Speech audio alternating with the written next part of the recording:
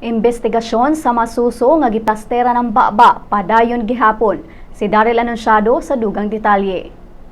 Ang Department of Health sa Central Visayas nibutyag nga padayon ang ilang imbestigasyon kabahin sa pagplaster sa baba sa masuso sud sa Cebu Periculture Center and Maternity House bisan pa man sa desisyon sa Regional Subcommittee for Welfare of Children nga undango na ang imbestigasyon.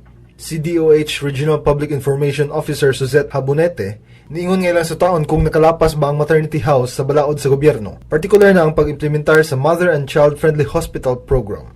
Dugang niya nga ang DOH mopahamtang gihapon og mga sanctions base sa resulta sa ilang imbestigasyon. Kinumdumang giundang sa investigating body ang imbestigasyon sa insidente human ni desider ang mga ginikanan sa masuso nga sila Ryan Noval ug Jasmine Badukdok nga mopasakag kaso batok sa maternity center ngadto sa korte. Si Habonete niingon nga ang insidente usa ka eye-opener dili lang sa ospital kundi lakip na sa mga ahensya sa gobyerno aron mas palambuon og mas palig-unon pa ang palisiya sa mga ahensya sa gobyerno kalabot sa mga masuso. Ini si Daryl Anunciado alang sa Sun.Star Pilipinas.